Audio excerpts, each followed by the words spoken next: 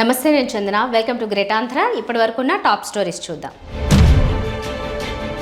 జగన్ గుర్తుపెట్టుకో, మహిళలకు ఉచిత ప్రయాణం వాయిదాకు ఎత్తులు. స్కీమ్స్ పై టీడీపీ ఎమ్మెల్యే మాటల్లో తప్పేంటి? 15,000 కోట్లపై అంతా అయోమయం. బాబుగారు విద్యుత్ ఛార్జీలు తగ్గిస్తారా లేదా? ముఖ్యమంత్రి పదవిలో ఉన్నంత కాలంలో వైఎస్ జగన్కు పార్టీ నాయకుల్ని కలిసేందుకు సమయం ఉండేది కాదు. ఐఏఎస్, ఐపీఎస్ అధికారులతోనే సమయం అంతా గడిపేవారు. 3-4 పార్టీ నాయకులతో తప్ప కనీసం ఎమ్మెల్యేలు, ఎంపీలను కలిసేందుకు కూడా జగన్ సమయం కేటాయించేవారు కాదు. అధికారం పోయిన తర్వాత కనీసం నాయకులకు అపాయింట్మెంట్ ఇస్తున్నారు. తాడేపల్లిలో ఉంటే పార్టీ నాయకులతో భేటీ అవుతున్నారు. కానీ జగన్ను కలవాలని తహతహలాడుతున్న ఆయన అభిమానులు, పార్టీ కార్యకర్తలకు మాత్రం నో అపాయింట్మెంట్.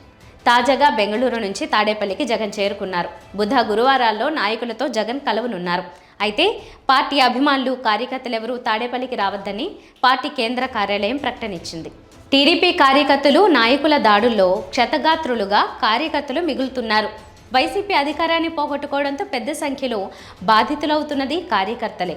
వైసీపీ అధికారాన్ని కోల్పోవడంతో వైసీపీ శ్రేణుల పరిస్థితి ఏంటో సామాన్య కార్యకర్తలకు తెలిసినంతగా నాయకులకు తెలిసే అవకాశం ఉండదు. బాధిత కార్యకర్తలతో మాట్లాడకుండా కేవలం నాయకుల వరకే పరిమితం అయితే ఎలా? ఈ విషయమై జగన్ సీరియస్గా దృష్టి సారించాల్సిన అవసరం ఉంది. నాయకులతో మొక్కుబడి మీటింగ్లకు పరిమితమైతే ప్రయోజనం ఉండదు. రేపు కార్యకర్తల్ని కలవాలని జగన్ కోరుకున్నా వాళ్ళు వచ్చే పరిస్థితి ఉండదని ఆయన గుర్తుంచుకోవాలి. సూపర్ 6 హామీలు అంటూ చంద్రబాబు నాయుడు ప్రజలను ఓదరగొట్టి అధికారంలోకి వచ్చారు. మహిళలకు ఉచిత ప్రయాణం అన్నారు. 18 ఏళ్లు దాటిన ప్రతి మహిళకు నెలకు 1,500 ఇస్తామని కూడా అన్నారు. కానీ ఆ హామీల దిశగా అసలు అడుగు పడుతున్న దాఖలాలే కనిపించడం లేదు. మహిళలు ఆశపడిన పథకాలపై చంద్రబాబు సర్కార్ తమ పచ్చ మీడియా ద్వారా నెమ్మదిగా నీళ్లు చిలకరించే ప్రయత్నం చేస్తున్నదా అనే అనుమానాలు కలుగుతున్నాయి. రవాణా శాఖ వ్యవహారాలపై చంద్రబాబు సమీక్షించనున్న నేపథ్యంలో అసలు మహిళలకు ఉచిత బస్సు ప్రయాణం అనేది ఎప్పటి నుంచి అమల్లోకి తెస్తారో నిర్దిష్టంగా ఒక తేదీ చెప్పగల స్థితిలో ఈ ప్రభుత్వం ఉందా అనే అనుమానం ప్రజల్లో కలుగుతోంది. చంద్రబాబు సమీక్ష కోసం ఆర్టీసీ అధికారులు ఈ హామీ అమలుకు సంబంధించి నివేదిక తయారు చేసినట్లు చెప్తున్నారు. ఇంకా 2,000 బస్సులు కావాలని, 3,500 మంది డ్రైవర్ పోస్టులు భర్తీ చేయాలని నివేదిక సిద్ధమైనట్లు వార్తలు వస్తున్నాయి. అన్నీ సమకూరిన తర్వాత అమలు చేద్దాం అన్నట్టుగా వార్తలు వస్తున్నాయి. అంటే కనీసం ఇంకో 6 నెలల కాలం వరకు వాయిదా వేయాలనే వ్యూహంతో ఉన్నట్టుగా తెలుస్తోంది. జగన్ ప్రభుత్వంలో ఒక్క బస్సు కూడా కొనలేదని ఒకవైపు అంటూనే, మరొక వైపు కొంతకాలం కిందట కొన్న 1,480 కొత్త బస్సులు బాడీ బిల్డింగ్ పూర్తి చేసుకుని ఒక్కొక్కటిగా డిపోలకు వస్తున్నాయని చెప్తున్నారు. కొంతకాలం కిందట అంటే చంద్రబాబు వచ్చిన తర్వాత అన్నట్టుగా బిల్డప్ ఇస్తున్నారు. కీర్తి జగన్ ఖాతాలో పడుతుందని భయపడుతున్నారు. అయినా ఒక హామీ ఇచ్చే ముందు సాధ్యాసాధ్యాల గురించి నాయకులకు ముందే స్పృహ ఉండాలి. పొరుగున ఉన్న తెలంగాణ రాష్ట్రంలో రేవంత్ రెడ్డి ఇలా అధికారంలోకి వచ్చిన వెంటనే మహిళలకు ఇచ్చిన మాట నిలబెట్టుకున్నారు. రాష్ట్ర వ్యాప్తంగా ఉచిత ప్రయాణ హామీని అమల్లోకి తెచ్చేశారు. నిజానికి చంద్రబాబు నాయుడు మహిళలకు ఇచ్చిన హామీ రేవంత్ హామీలో 4వ వంతు అని చెప్పాలి. ఎందుకంటే చంద్రబాబు చెప్పినది సొంత జిల్లాలో మాత్రమే ఉచిత ప్రయాణం. అంటే జిల్లా దాటితే మహిళలు టికెట్ కొనాల్సిందే. దీనివల్ల ఏదో చిన్న చిన్న పనులు, దొడ్లో పండిన కూరగాయలు అమ్ముకునే తరహా మహిళలకు లాభమే కానీ ఉచితంగా బస్సు దొరికింది కదా అని ఇబ్బడి ముబ్బడిగా పెరిగిపోయే ప్రయాణాలు ఉండవు. అయినా సరే ప్రభుత్వం రకరకాల నెపాలు చెప్పి వీలైనంత వాయిదా వేయాలనే చూస్తున్నట్టుగా కనిపిస్తోంది. ప్రస్తుతం సర్కారు ఆర్టీసీ నుంచి నెలకు 125 కోట్ల దాకా లాభాల నుంచి తీసుకుంటోంది. ఉచిత ప్రయాణం అమలైతే అది పోను నెలకు మరో 125 కోట్లు ప్రభుత్వమే ఇవ్వాల్సి వస్తుందని అంచనా. అంటే ప్రభుత్వానికి అదనంగా పడే భారం ఏడాదికి 1,500 కోట్లు మాత్రమే. కానీ ఈ భారాన్ని భూతద్దంలో చూపించడానికి, తద్వారా అమలు ఆలస్యం చేయడానికి ప్రభుత్వం కుట్రలు చేస్తున్నట్టు తెలుస్తోంది. అనకాపల్లి జిల్లా చోడవరం టీడీపీ ఎమ్మెల్యే కేఎస్ఎన్ రాజు సంక్షేమ పథకాలపై చేసిన కామెంట్స్ తీవ్ర దుమారం రేపుతున్నాయి. సంక్షేమ పథకాల్ని అమలు చేయకూడదనేది ఆయన బలమైన అభిప్రాయం. సంక్షేమ పథకాల కింద జనం ఖాతాలో డబ్బు వేయొద్దని ముఖ్యమంత్రి చంద్రబాబు నాయుడికే చెప్పినట్టు ఆయన పేర్కొనడం విశేషం. టీడీపీ ఎమ్మెల్యే రాజు అలా మాట్లాడడానికి బలమైన కారణం లేకపోలేదు. గతంలో జగన్ సర్కార్ ఎంతో నిబద్ధతతో జనానికి సంక్షేమ పథకాల డబ్బును వాళ్ళ ఖాతాలో వేసింది. అయినప్పటికీ జనం వైసీపీని ఓడించారు. దీంతో సంక్షేమ పథకాల్ని చిత్తశుద్ధితో అమలు చేసినా జనం కృతజ్ఞత చూపరనే అభిప్రాయానికి టీడీపీ ఎమ్మెల్యే వచ్చారు. అందుకే జనానికి రూపాయి కూడా సాయం చేయొద్దనే అభిప్రాయాన్ని ఆయన వెల్లడించడం చర్చనీయాంశమైంది. సంక్షేమ పథకాల అమలుపై చోడవరం టీడీపీ ఎమ్మెల్యే ఏమన్నారంటే, చంద్రబాబు అనవసరంగా సంక్షేమ పథకాలు ప్రకటించారు. ప్రజల ఖాతాల్లో డబ్బులు వేయొద్దని చంద్రబాబుకు నేరుగా చెప్పాను. పథకాల వల్లే ఆడవాళ్ళు ఇంట్లో వంట మానేస్తున్నారు, ఫ్యామిలీ ప్యాక్ బిర్యానీకి అలవాటు పడుతున్నారు, అవసరం ఉన్నా లేకపోయినా బట్టలు కొనుక్కుంటున్నారు, ఏటీఎంలోకి వెళ్ళి డబ్బులు తీసి మందు తాగుతున్నారు అని ఆయన కామెంట్స్ చేశారు.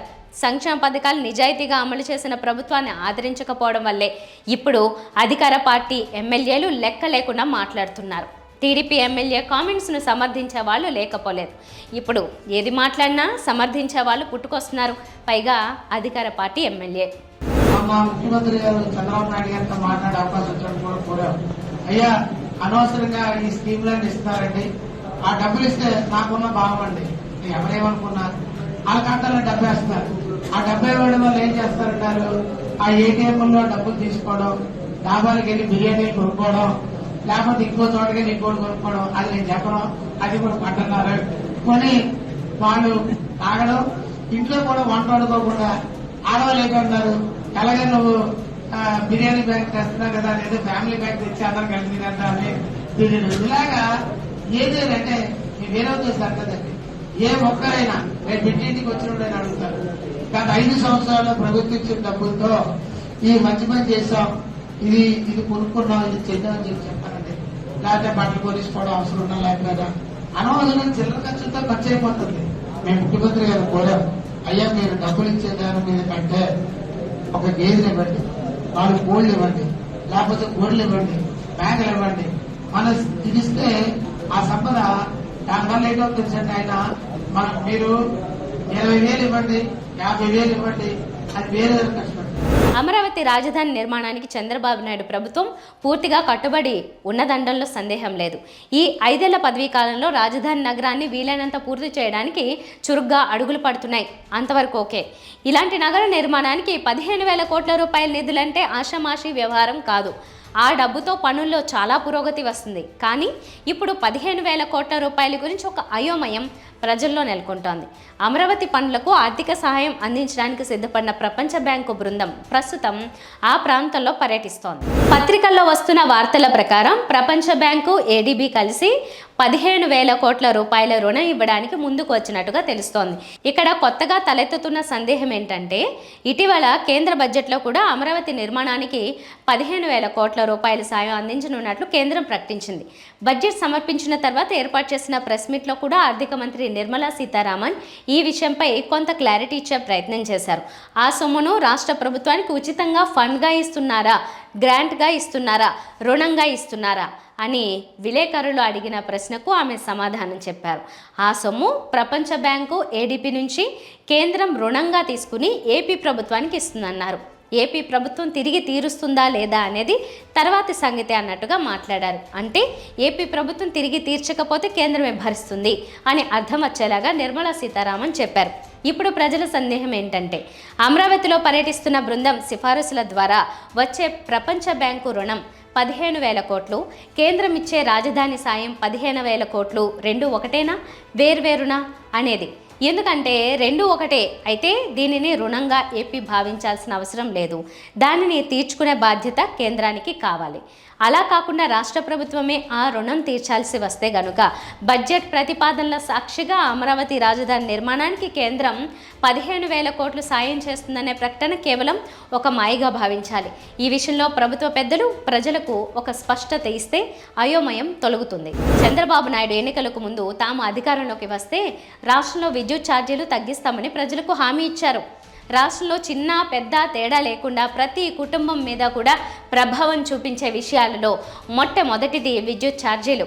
జగన్ ప్రభుత్వ హయాంలో చాలా అసమంజసమైన రీతిలో ఛార్జీలు పెంచుకుంటూ పోయారని, ట్రూఅప్ ఛార్జీల పేరిట వినియోగదారుల నడ్డి విరిచే టారిఫ్లు నిర్ణయించారని జగన్మోహన్ రెడ్డి ప్రభుత్వం మీద విపక్షాలు అప్పట్లో విమర్శలు కురిపిస్తూ వచ్చాయి.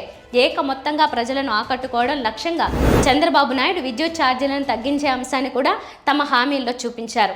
అయితే ఎప్పటిలోగా తగ్గిస్తారు, అసలు తగ్గిస్తారా లేదా అనే సందేహం ఇప్పుడు ప్రజల్లో కలుగుతోంది. రాష్ట్రంలో నూతన ఇంధన పాలసీ రూపొందించడం గురించి చంద్రబాబు నాయుడు తాజాగా సమీక్ష నిర్వహించిన నేపథ్యంలో విద్యుత్ ఛార్జీలు తగ్గించాలనే అంశం ప్రస్తావనకు రాకపోవడం గురించి ప్రజల్లో ఆలోచన మొదలవుతోంది. ఇంటిగ్రేటెడ్ క్లీనింగ్ ఎనర్జీ పాలసీ పేరిట రాష్ట్ర ప్రభుత్వం కొత్త విద్యుత్ విధానాన్ని తీసుకురావాలనుకుంటోంది. 2019 తర్వాత ప్రభుత్వ విధానాలతో విద్యుత్ ఉత్పత్తి రంగం సంక్షోభంలోకి వెళ్లిపోయిందని చంద్రబాబు నాయుడు సహజంగానే జగన్ ప్రభుత్వం మీద బురద జల్లే ప్రయత్నం చేస్తున్నారు.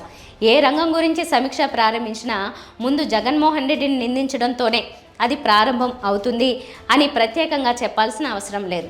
ఆ సంగతి పక్కన పెడితే తాను ప్రజలకు ఇచ్చిన హామీ విద్యుత్ ఛార్జీలు తగ్గించడం అనేది ఎప్పటి నుంచి అమలు చేయదలుచుకుంటున్నారో చంద్రబాబు చెప్పాల్సి ఉంది. పర్యావరణ హితంగా తక్కువ ఖర్చుతో విద్యుత్ ఉత్పత్తి అయ్యేలా పాలసీ రూపకల్పన గురించి చంద్రబాబు అధికారులతో చర్చిస్తున్నారు. సాంప్రదాయేతర విద్యుత్ ఉత్పత్తికి అనుకూలమైన విధానాలను అధ్యయనం చేసే పాలసీకి రూపకల్పన చేయాలి అని మార్గదర్శనం చేస్తున్నారు. రానున్న రోజుల్లో ఎలక్ట్రిక్ వాహనాలను మరింత ప్రోత్సహించాలని కూడా సూచిస్తున్నారు.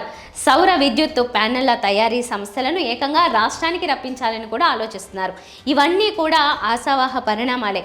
కానీ ప్రజలకు హామీ ఇచ్చినట్టుగా విద్యుత్ ఛార్జీలు తగ్గించడం గురించి ఆలోచిస్తున్నారా లేదా అనేది కూడా ముఖ్యం. ఆ దిశగా చంద్రబాబు సర్కారు కసరత్తు చేయవలసిన అవసరం ఉంది.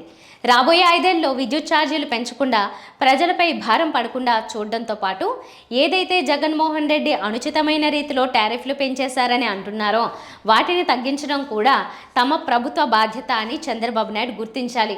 ఇలాంటి నిర్ణయాలు ప్రజల్లో ఆయనకు ఆదరణ పెంచుతాయని కూడా తెలుసుకోవాలి. ఇవి వాటి టాప్ స్టోరీస్. మరిన్ని అప్డేట్స్తో మళ్ళీ కలుద్దాం. నమస్తే.